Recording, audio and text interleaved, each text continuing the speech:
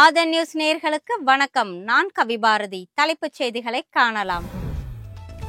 சர்வதேச மகளிர் தினம் இன்று கொண்டாட்டம். நாடு முழுவதும் பல்வேறு சிறப்பு நிகழ்ச்சிகளுக்கு ஏற்பாடு. குஜராத்தில் பிரதமர் மோடி பங்கேற்கும் இன்றைய நிகழ்ச்சியில் பெண் காவலர்கள் மட்டுமே பாதுகாப்பு. சர்வதேச மகளிர் தினத்தை ஒட்டி ஏற்பாடு. நாடாளுமன்ற தொகுதி மறுசீரமைப்பு தொடர்பாக தென் மாநில முதலமைச்சர்களுக்கு முதல்வர் ஸ்டாலின் கடிதம்.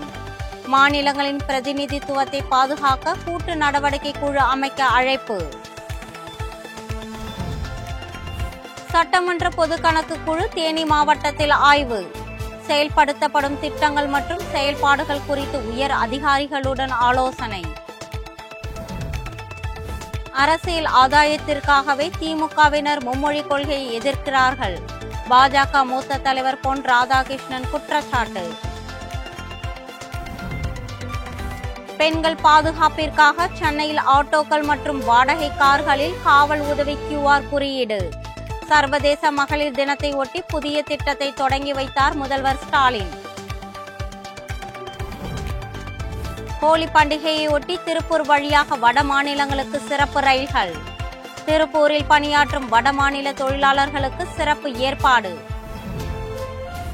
இனி தொடர்வது விரிவான செய்திகள். சர்வதேச மகளிர் தினம் இன்று கொண்டாடப்படுகிறது. இதையொட்டி நாடு முழுவதும் இது தொடர்பான கருத்தரங்குகள், மாநாடுகள் மற்றும் சிறப்பு நிகழ்ச்சிகளுக்கு ஏற்பாடு செய்யப்பட்டிருக்கின்றன. ஒவ்வொரு ஆண்டும் மார்ச் 8ஆம் தேதி சர்வதேச மகளிர் தினம் கொண்டாடப்படுகிறது. இந்தியா மட்டுமின்றி உலகின் பல நாடுகளிலும் இது தொடர்பான நிகழ்ச்சிகள் நடத்தப்படுகின்றன. தமிழகத்திலும் அரசு மற்றும் தனியார் அலுவலகங்கள் உள்ளிட்ட பல இடங்களில் பெண்களை கௌரவப்படுத்தும் வகையில் சிறப்பு நிகழ்ச்சிகள் நடத்தப்படுகின்றன. செயல்பாட்டை துரிதப்படுத்தி என்பதே இந்த ஆண்டு மகளிர் தினத்திற்கான கருப்பொருளாக முன்வைக்கப்பட்டுள்ளது. குஜராத்தில் இன்று பிரதமர் மோடி பங்கேற்கும் நிகழ்ச்சியில் முழுக்க பெண் காவலர்கள் மட்டுமே பாதுகாப்பு பணியில் ஈடுபடுத்தப்பட உள்ளனர். மகளிர் தினத்தை ஒட்டி இந்த நிகழ்ச்சிக்கு ஏற்பாடு செய்யப்பட்டுள்ளது. சர்வதேச மகளிர் தினமான இன்று பிரதமரின் சொந்த மாநிலமான குஜராத் நவ்சாரியில் நடைபெறவுள்ள பிரம்மாண்ட நிகழ்ச்சியில் பிரதமர் நரேந்திர மோடி பங்கேற்க உள்ளார். இந்த நிகழ்ச்சியின் பாதுகாப்பு பணியில் முழுக்க பெண் போலீசார் மட்டுமே ஈடுபடுத்தப்பட உள்ளனர். இது மாதிரியான ஏற்பாடு இந்திய வரலாற்றிலேயே முதல் முயற்சியாகும். குஜராத் காவல்துறையின் IPS அதிகாரிகள் முதல் கான்ஸ்டேபிள்கள் வரை அனைவரும் பெண்களாகவே இருப்பார்கள் என மாநில அரசு அறிவித்துள்ளது.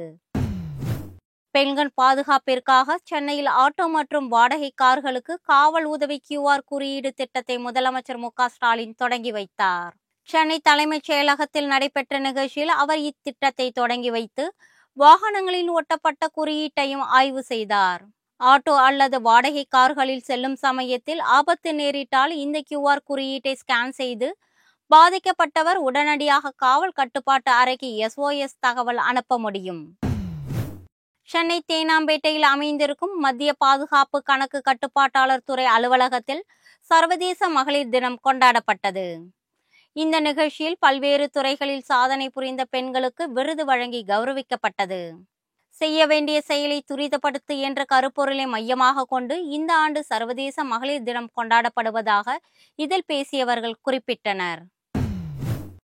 ஆட்சியை பிடிக்க வேண்டும் என்பதற்காக பல்வேறு அரசியல் நாடகங்களை முதலமைச்சர் ஸ்டாலின் நிகழ்த்தியுள்ளார் என மத்திய இணையமைச்சர் முருகன் விமர்சித்துள்ளார். இது குறித்து அவர் வெளியிட்டுள்ள X தள பதிவில், புதிய தேசிய கல்விக் கொள்கையில் மும்மொழி கற்பிக்கப்பட வேண்டும் என்று கூறப்பட்டுள்ளதை ஹிந்தி மொழி திணிக்கப்படுவதாக கூறி தமிழக மக்களை முதலமைச்சர் ஸ்டாலின் திசை திருப்பி வருகிறார் என குற்றம் சாட்டியுள்ளார்.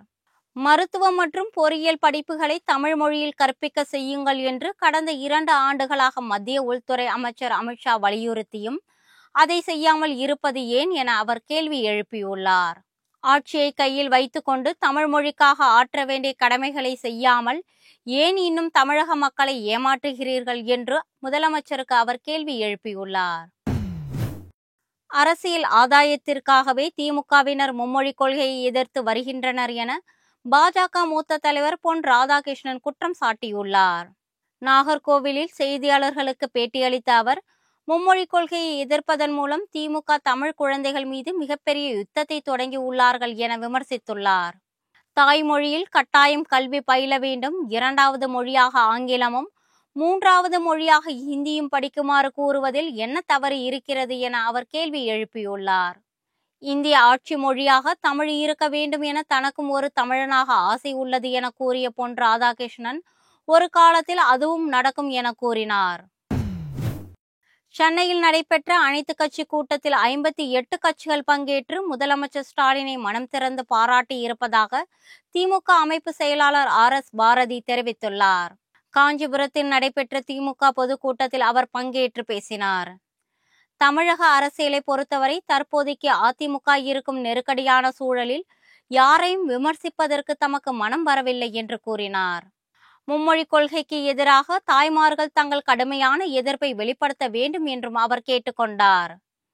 அடுத்த ஆண்டு நடைபெறும் தமிழக சட்டமன்ற தேர்தலில் மீண்டும் திமுகவை ஆட்சி அமைக்கும் என கருத்து கணிப்புகள் கூறியிருக்கின்றன என்பதையும் RS பாரதி சுட்டிக்காட்டியுள்ளார்.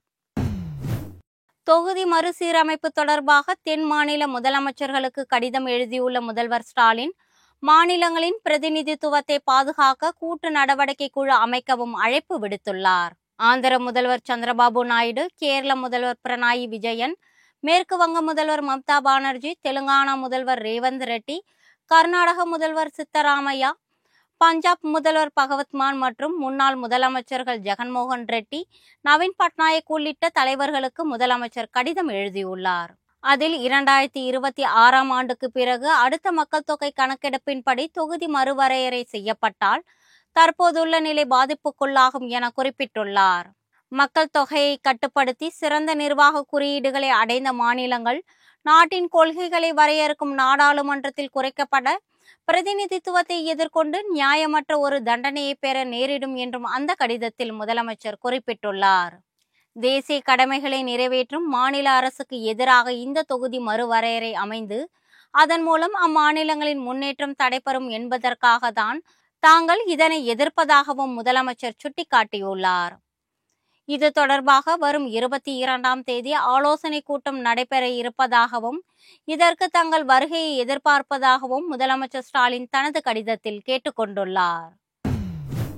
பிரதமரின் இலங்கை பயணத்திற்கு முன்னரே தமிழக மீனவர்கள் சிக்கலுக்கு தீர்வு காணப்பட வேண்டும் என்று பாமக நிறுவனர் டாக்டர் ராமதாஸ் வலியுறுத்தியுள்ளார்.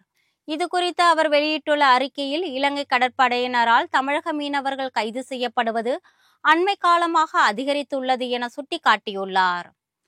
அதிக எண்ணிக்கையிலான மீனவர்கள் அபராதம் விதிக்கப்பட்டும் தண்டனை விதிக்கப்பட்டும் சிறைகளில் வாடிக்கொண்டிருக்கிறார்கள் என தெரிவித்துள்ளார்.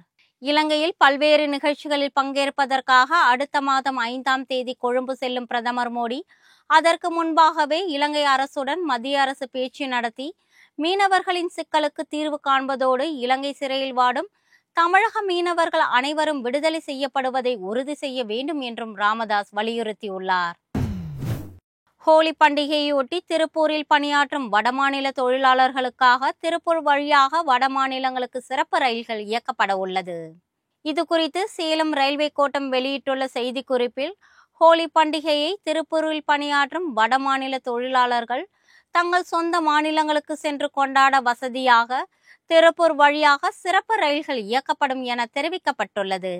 திருவனந்தபுரம் ஹஜ்ரத் நிஜாமுதீன் சிறப்பு ரயில்கள் திருப்பூரில் நின்று செல்லும் என்றும், பண்டிகையை கொண்டாடிவிட்டு மீண்டும் திருப்பூர் திரும்புவதற்காக 2 சிறப்பு ரயில்கள் இயக்கப்படும் என்றும் தெரிவிக்கப்பட்டுள்ளது.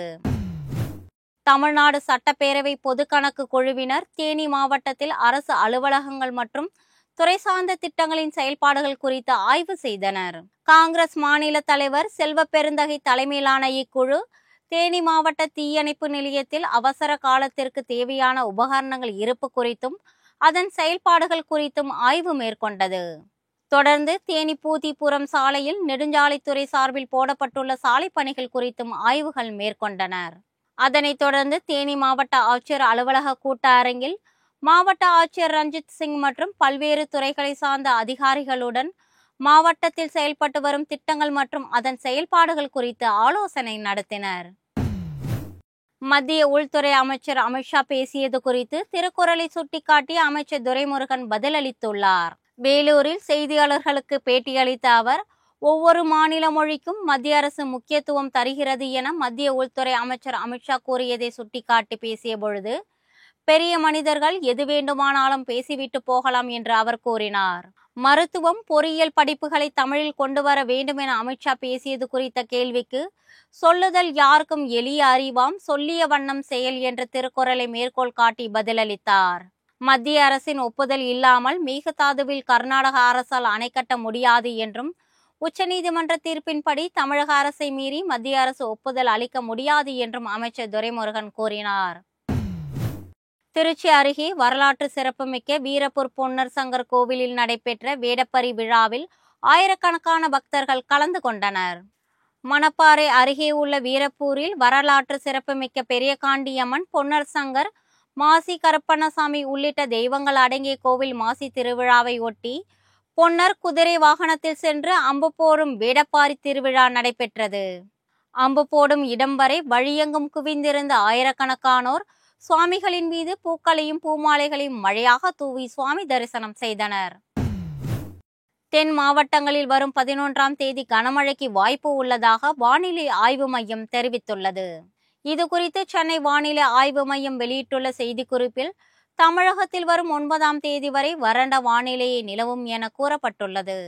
வரும் 10ஆம் தேதி கடலோர தமிழகத்தில் ஓரிரு இடங்களில் லேசானது முதல் மிதமானது வரை மழை பெய்யக்கூடும் என்றும், 11ஆம் தேதி கன்னியாகுமரி, திருநெல்வேலி, தென்காசி, தூத்துக்குடி, விருதுநகர் மற்றும் ராமநாதபுரம் மாவட்டங்களில் ஓரிரு இடங்களில் கனமழை பெய்ய வாய்ப்புள்ளதாகவும் கூறப்பட்டுள்ளது.